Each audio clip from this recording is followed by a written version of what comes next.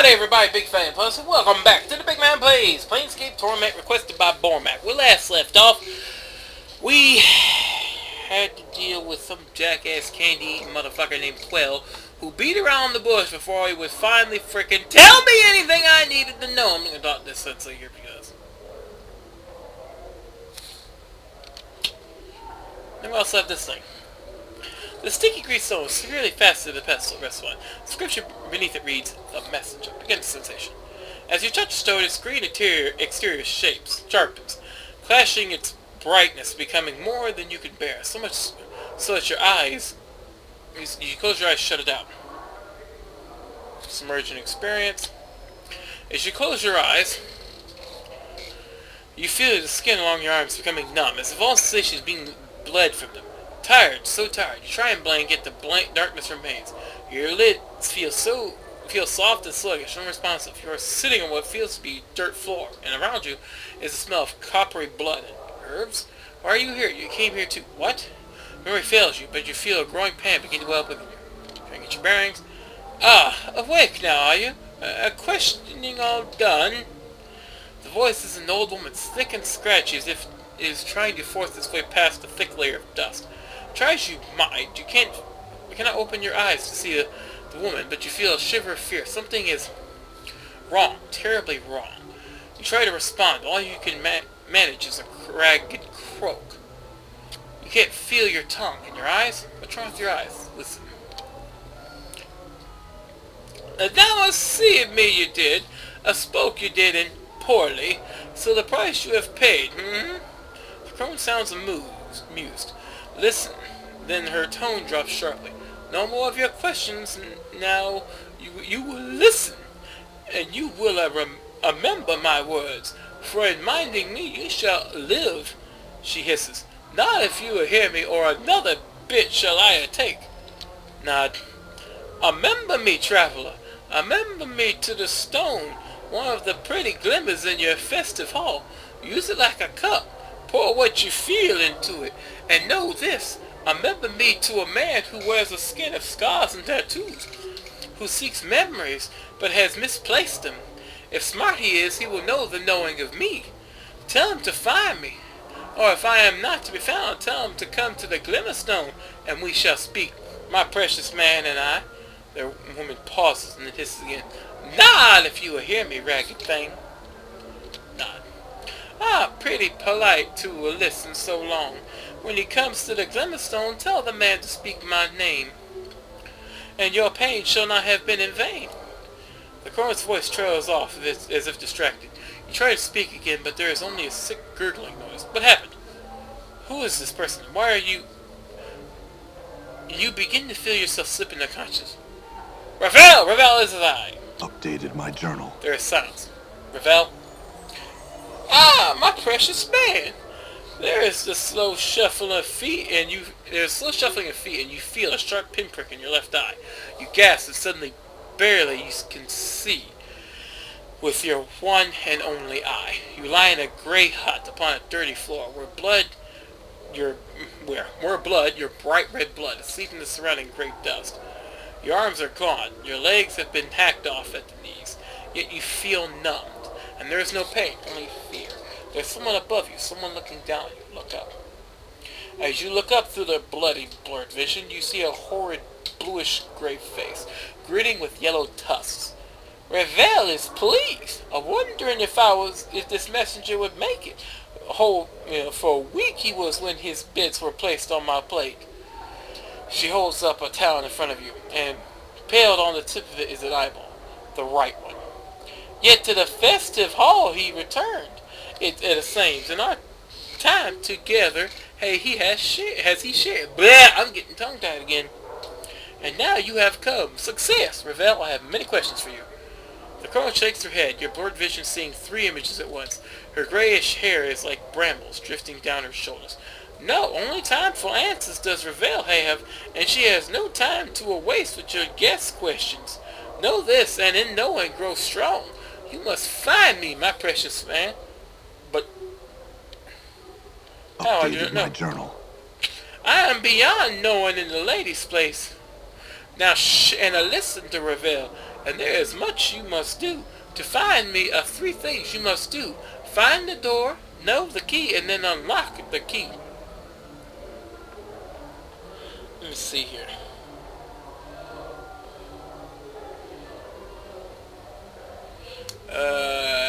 How am I talking to if this one else's experience? Of stones and experiences and telling will Ravel do, but not to tell of how she speaks to you now. She speaks soothingly. Many are the branchings and twistings of Ravel, and many are her secrets. I need you, and I need you knowing of this. I know the key of your piece of you, but I don't know how to find it. The key is of me. It is not? Not? Eh? The crone hisses as if trying to gather her thoughts, and your vision blurs again. No, picture is it. No tail, no stone, but the key is something of me, a labor of my own flesh and blood. Seek it. Lives it does. What door do you speak? A door is not a finished thing, at least when I last gazed upon it, But in the passing of time, perhaps now well wrought it is. Go to the place of forges and steel. Perhaps there you will find the door that takes one to me. Unlock the key, what do you mean?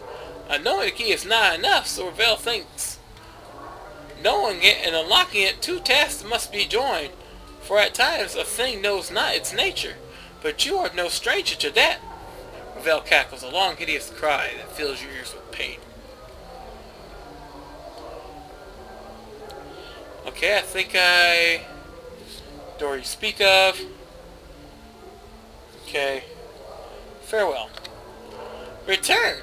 I will give what help I can. Ravel gives a final smile, a horrible yellow fanged grin. Blackish tongue darts from her lips and lingers at the edge, teasing. But in the end, only the one question remains. What do you mean, Ravel? Only one question, this I ask. Ravel's eyes blaze like fires, the red light turning her face blood red. What can change the nature of a man? At the question, you feel a tremor pass through like thunder, and you feel yourself burn. Let the experience go. Vision clears and you are standing once again before the hideously green stone. It looks different than before, more hordes than down. I feel stronger. Da-do-do-da! And let's see here. 1 characteristic point gained. We're going to put that to intelligence. Because if I can get that up to 19, then I can finish the damn circles of Zarithma and then go back to being a fighter. Really kick ass. Okay, we have 2 more. Let's save it first. We still have 2 more.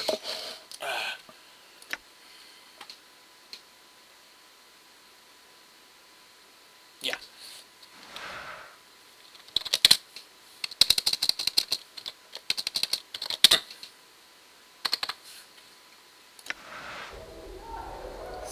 Let me see, did I save that in the right spot here? Okay, yeah. Yeah, okay. Well, we'll find out. We still have 2 more orbs to look at. The base of this aquatic bluestone has been sculpted so it appears to have melted into the pedestal it rests on. A stream of perfect azure tears drip from down the sides, framing the inscription beneath the pedestal. Longing. As you place your hands upon the stone, its surface ripples beneath your touch. A chill washes over your arms, like plunging your hands into a mountain stream. Close your eyes for your experience. As you close your eyes, you blink and reopen them. Your eyes are brimming with tears, and you are overcome with a terrible sensation of drowning. As the sensation rolls through you, there is a stirring in your breast, a hunger, poisonous like a serpent, biting into your heart, till you feel as if your breast will explode. You want desperately to steady yourself, focused, but all that comes to your eyes is tears. Wipe away your tears. You raise your hand and wipe away your tears. Your hands are soft, delicate woman's hands. They brush the stray tears from your cheek, and you cup them in your hands, each of them like jewels shimmering in the lights. Try examining the lights. The lights are cast by candle globes that drift through your sanctuary. You have come to this place to gather your thoughts, to reflect on the past with an eye toward the future, to cleanse the mind before the coming journey. Yet you cannot concentrate. Your thoughts remain in the present, trapped there by the terrible feeling that rises in your breast. What did he mean? Close your eyes, sigh. You close your eyes, but his words echo in your mind 1,000 times. Will he ever return? The sound is a whisper, an echo. Only you, only you. Yet you hesitated at the brink of time's door, and he must have thought you were afraid to go. But you were not. You were afraid to stay. And the fear, the serpent rises in your breast again, its fangs biting into your heart, filling it to bursting with its poison. Tears come again, running down your cheeks in streams. His only words echo. Only you, only you. Your eyes snap open. It is his voice. You whirl, and you gasp. He stands powerful in the shadows, and he strides into the light of the drifting candles. You feel the serpent writhing and dying. He returned. His face, stern, but somewhere in those features you could almost see his pleasure seeing you. After all, he has returned for you. Echo, only you can help me, Deanira. But it was wrong for me to ask you for your help. What? You speak, Deanira. Yet you, it is you, gray-skinned like a statue striding from the light. Are you that scarred? Scared? Or scared or scarred? Your body looks like it's been bathed in knife blades. The wounds, the tattoos, horrible, yet you see through Deanira's eyes, and she sees. How can she see you in such a way? She puts a cloak over your features. She sees you with such a light, such terrible longing, light. For how can she feel such? Try to refocus, raise yourself, hold on to the experience! You feel your vision tearing, doubling until you are that man striding from the light. It is you, but not you. You feel yourself being torn. It is Deanira's experience, but at the same time it's also yours. And you... What? Echo, I ask too much of you to accompany me, Deanira. I have no right to place you in such danger for my sake. It is your words, but they are a surgeon's words, choosing with cold skill, without a trace of emotion, with every word. You feel yourself sneering inside, knowing what the stricken girl will see next through her longing-stained eyes. And who are you, that person? With that man twisting her with your words, not knowing how powerful they are to her, like bolts from a ballista, piercing her breast. Yet she sees only relief at your return. How can she feel and not know you mean to? Echo, I've come to ask your forgiveness, Deanira. I shall return to you as soon as I am able. Your vision tears again, doubling and bleeding until you are facing yourself again. The way it's just, I'm just like, bleh. Trying desperately to speak, to warn Deanira that this is not a man, but a creature that kills for his own needs. He doesn't care about you, Deanira. You are a tool to him, a tool that needs to. But Deanira speaks and you can't stop her. Echo, I would place myself in 1,000 dangers, embrace eternity for you, my love. I am not afraid. Listen to me, I will accompany you through the plains. I know I should be doing it in her voice, but this is his thoughts hearing it. So, please, Shabar. Through the plains of shell should bar the way. You feel yourself shattering. Relief and satisfaction. His satisfaction at her words. Knowing she would say them. Always knowing. And her admission of love is like the slamming of a portcullis across your heart. Trapped. She is yours. But you must be certain. So you drive the nail home. Echo. The way is dangerous. You will have to be strong. Far stronger than you are now. Swimming through her mind. Relief. The wave of relief. The end of longing. Yet longing for him. More at his words, not noticing his manipulations. All you need to be is strong, and his path shall be one with yours. Your thoughts are like fires. You can die, you can be strong, stronger than he knows. You know no fear. You would die for him, Echo. I can be strong, my love. I will. Oh boy. Her words slide off to hit off him like water. The serpent in her breast, the one piercing her heart with its poison, has been replaced by the serpent in the flesh. She sees nothing of this, and the next words are planned carefully, so carefully. Echo, I can't say if we'll succeed, Deanira, but I'll do my best to protect you, and I will expect nothing less of the same from you. You may be required to make some sacrifices. At that final terrible word, you feel yourself being torn apart. He means her harm. He means you harm, for you are her, and he means to hurt her. Yet you need her to be armed. And you want to scream that she is in danger, run, DNR for our eyes, and make all things that, of course, my love, life is sacrifice. This I have learned. Oh, shit. TNO, what the frick did you do? You, she, her. You speak the words, and in it you feel yourself dying inside. You are a spectator, and you have watched a woman die. For the words are a death sentence. Yet still she speaks, unheeding, uncaring. Echo. I left a legacy in my father's keeping, my love. As for the 6th, the 3rd, the K, and the S. In it, I bequeath everything to you. It's not much, but with it I left. Updated my journal. You, him, a wave of irritation washes over you. You clench your teeth to prevent the irritation from crossing your features. Must she always continue to prattle, even when you do not prompt her? Must she? But no. No, keep the irritation inside. Only a trace slips out. Come now, I cannot die, dear. There's no need for such foolishness. Her, you. She is overcome with fear. Fear that revolts you, and a fear that wells up inside her. You as you watch him frown, and you hasten to correct him. You must know the reasons and know the wisdom behind them, so that he is impressed with your planning. Speak before he turns away. Echo. I know I can often act foolishly, my love. But you said yourself you can forget things if you are badly hurt. There are things in the legacy that could help you remember should you forget. Oh, updated my journal. Damn, this is making me hate him! This is seriously making me hate him! It's making me sound like, oh god, he's gonna walk her right into a trap and probably murder. TNO, I'm gonna kick your frickin' ass! Seriously, I hate you now. I know you did something to her. You coldly regard her through your eyes, tracing your gaze along her furrowed brow, wrinkled with worry, desperation. She has acted as you expected, yet there's something in what she says. Echo. Perhaps, yet I hope nothing in this legacy is of value. I do not want you to leave anything here in some safe that could be of some use on our journey. Her illusion is shattered, just for a moment.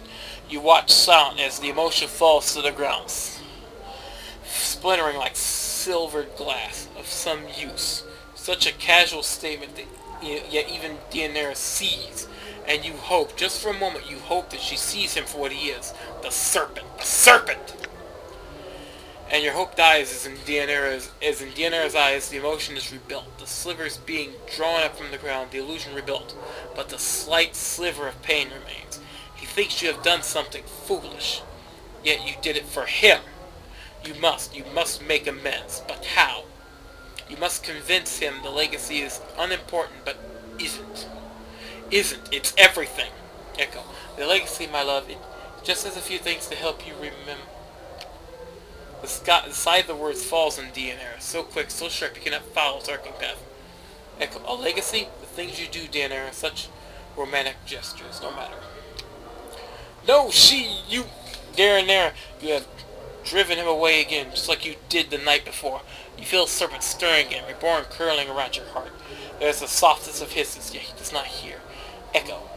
Would you wish to leave a legacy, my love? For yourself, or for anyone you would want to? It might help you remember if you left something for yourself, or for the ones you loved. The word scythe falls again, terrible and swift, yet this time the illusion holds and the serpent is cloaked. The serpent is cunning, and it shall not reveal itself until it strikes. Echo. A legacy for myself?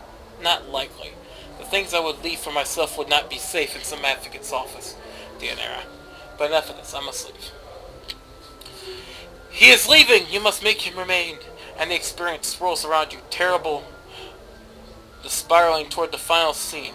The question she wants to ask. Don't ask it. Daenerys, don't ask it. Be silent, Echo, my love, before you go. Son of a bitch! His anger, his irritation. What now, girl? What now, you mewling banshee? Echo, before I go? Looks like I am in no danger of that. Come, Daenerys, can't these questions wait for the morn? There is much. She is desperate, drowning. Say it, you, speak it! Echo, do you want me to come with you, my love? Oh, God! I really hate him. I don't know why, but I hate him now. Oh God, I hate you, TNO. The rush of emotion dies in your heart. This is the end. The words he, you are about to speak are true. But the truth is not the truth she sees. There are no lies, only cold calculations. Of course he wants you to come with him, Deanira. You understand it clearly, too clearly. He has invested too much in this poor girl to let her go. Echo. Of course, Deanira, I would not have asked you to come with me if I did not want your company. You know how I feel about you. There is a cold silence in his mind, then a hissing of thought, the response sharp and deadly like a dagger blade. The light comes swiftly, unburdened by emotion. Echo. I love you, Deanira.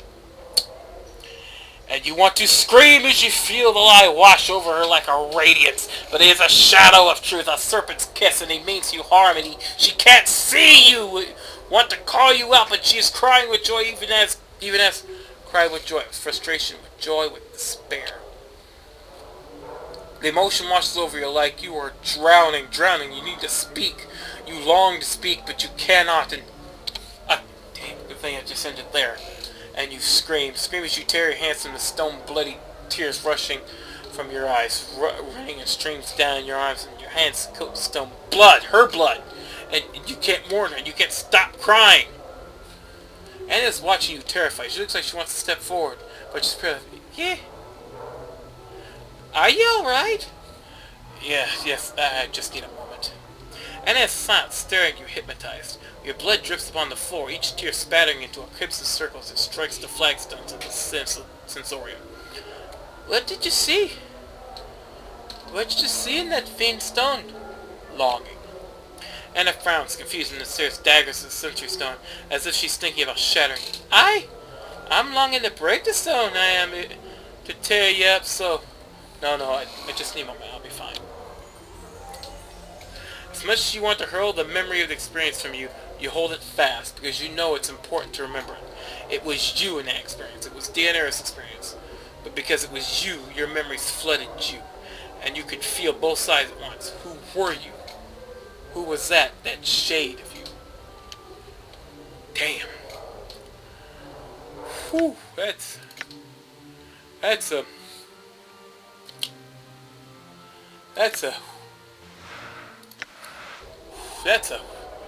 God dang. It's almost like the way it said, it's like it was like the former Nameless One was planning on killing her. Which would make me want to fucking murder him. Okay, and then we got this last one here. That should have been the last one. Shit. The inscription around the base of Central Stone indicates it holds the experienced week-long hunting trek across the forests of Erebora. Oh, okay. It's a trap, probably. Seeing a circle of white tents deep in the woods somewhere. The trees around you are, by far, the largest you've ever seen. Suddenly, though, there's an odd prickling sound at the back of your skull. Your surroundings melt into a colorless smear that slowly resolve into what looks like an interior of a large gray sphere. Across from you stand a figure almost identical to yourself. His eyes flash in the half-darkness. A mad smile splits his features. I knew you would come. Who are you? Oh, don't you know? Didn't all those filthy, lying, thrice-be-damned journals tell you who I am? Those journals that were so convincingly left from me when I awoke. Those journals that called me an incarnation. Ha! Burned them all, I did. All that I found. So, you're one of my earlier incarnations. Crosses his arms and looks away. If you put stock in such trash, yes. What did those lying journals say? They spoke lies, and nothing more. Filth about a man who forgets himself of other incarnations of preserving their experiences and writing so their lives could benefit. These! It's my life, mine! You all want to steal my body, and you won't have it! Where am I? Oh, this? He gestures around him, snickering. Just a little trap is all. I realize that killing you body thieves might not be enough. I might have to trap you and snare you for eternity. You may have realized by now that there is no way out of this sensory stone. Your mind is locked here. You'll note the rather sparse surroundings I've left for you. All to help the madness set in and quick while your flesh rots away. Chuckles easily. Some, Questions then. Your earlier incarnation crosses his arms and looks away in dignity. Save for a few more tufts of hair on his head, he's identical to you. Even his arms have most of the tattoos yours do. Did you create that trap dodecahedron? I don't know what you're babbling about. Alright, it was me. Brilliant, wasn't it? Did you play with it a bit? Lose a finger and eye, I hope, he chortled merrily. Clever, but I opened and read the thing just the same. Your earlier incarnation looks horrified. No, impossible! No one reads the language it was written in. I slew the one man who understood it after he had taught me. Dead language, dead English. A match made in death's halls.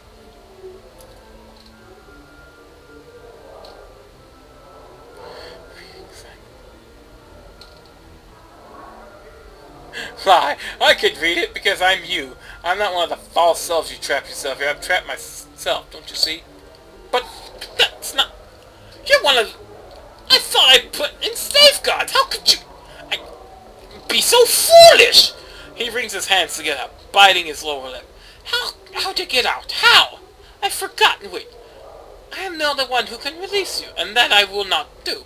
If you are I, then you can release yourself. Try this up by willing to trap opening.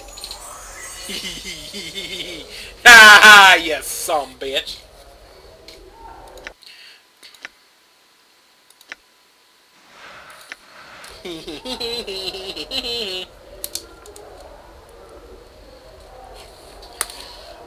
Okay, so all these expensive ones were meant for me. Whew. Well now we know we need Ravel, and Ravel needs us. We know that one of our past incarnations was a blithering jackass and a fool, and we know that one of our past selves was also a fiend and a murderer. And I would really like to fucking take and beat the hell out of him!